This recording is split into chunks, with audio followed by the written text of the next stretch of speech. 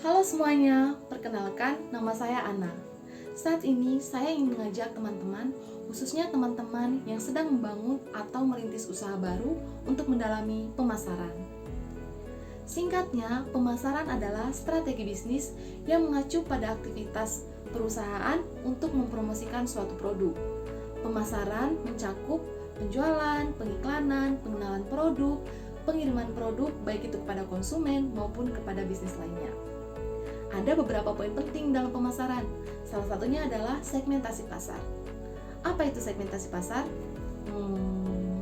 Menurut Gary Armstrong, segmentasi pasar adalah kegiatan membagi pasar yang luas menjadi terpetak-petak sesuai dengan kebutuhan dan karakteristik konsumen.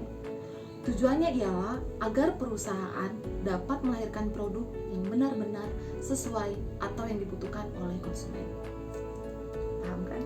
Tapi ada 4 syarat dalam menentukan segmentasi pasar. Yang pertama, segmentasi pasar itu harus bisa diukur. Ukuran yang dimaksud adalah besar, luas, dan daya beli potensial yang ada dalam pasar. Misalnya, kita ingin mengukur ketertarikan fashion antara konsumen pria dan konsumen wanita. Ternyata berdasarkan survei, konsumen wanita lebih menyukai fashion dibandingkan konsumen pria. Oleh hasil tersebut, perusahaan fashion harus memproduksi fashion wanita daripada fashion khusus pria. Yang kedua, segmentasi pasar itu harus bersifat logis dan dapat dijalankan. Hal ini terkait dengan rencana strategis yang digunakan dalam segmentasi pasar.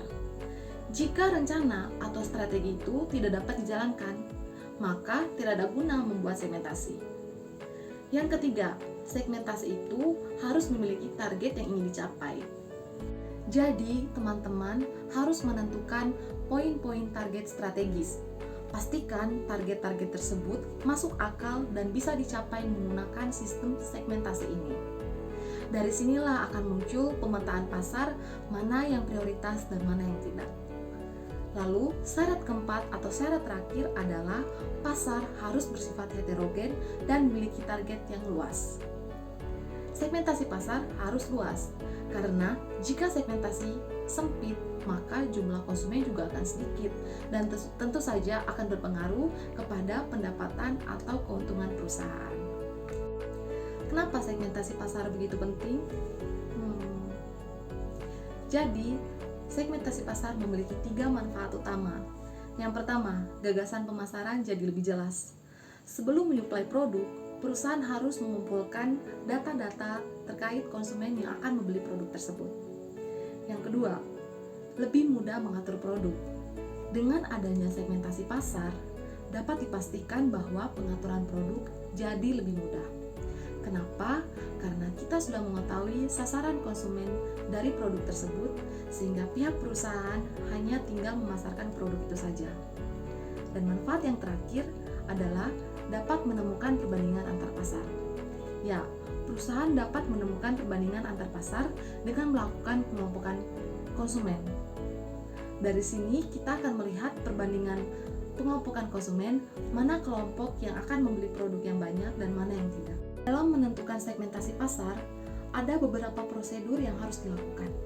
Yang pertama adalah survei. Metode survei ditentukan sendiri oleh pihak perusahaan. Apakah menggunakan wawancara, menyebarkan angket, atau meminta saran dan minat kepada masyarakat secara langsung.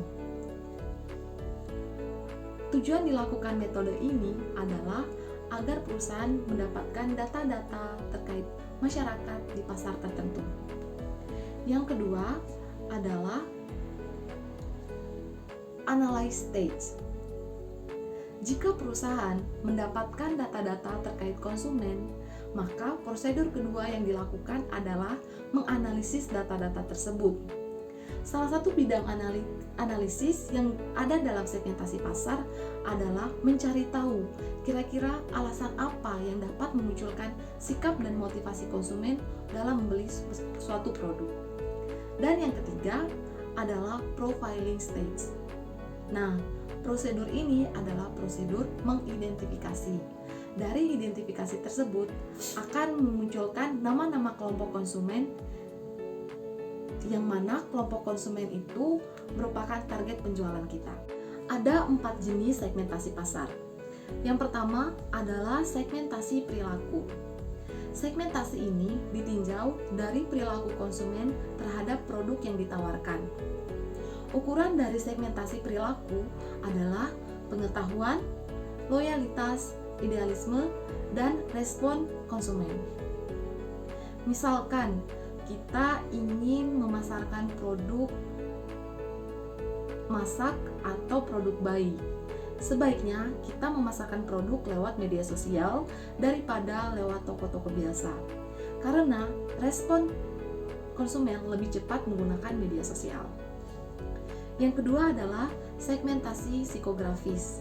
Jadi, segmentasi psikografis adalah pengelompokan konsumen berdasarkan ketertarikan, kesukaan terhadap suatu produk tertentu. Segmentasi ini juga bisa diarahkan kepada konsumen yang memiliki profesi atau hobi khusus. Misalkan, kita menawarkan produk buku kepada konsumen yang memiliki minat membaca, atau kita menawarkan produk memancing, alat memancing kepada konsumen yang memiliki hobi memancing. Yang ketiga adalah segmentasi demografis. Segmentasi demografis adalah pengelompokan konsumen berdasarkan sifat umum, baik itu gender, usia, pendidikan, pendapatan, dan sebagainya. Misalkan konsumen yang memiliki pendapatan rendah cenderung membeli produk-produk yang lebih murah, sedangkan konsumen yang memiliki pendapatan yang lebih tinggi cenderung membeli produk-produk yang lebih mahal. Lalu jenis keempat adalah segmentasi geografis. Jadi segmentasi geografis adalah pengelompokan konsumen berdasarkan tempat tinggal konsumen.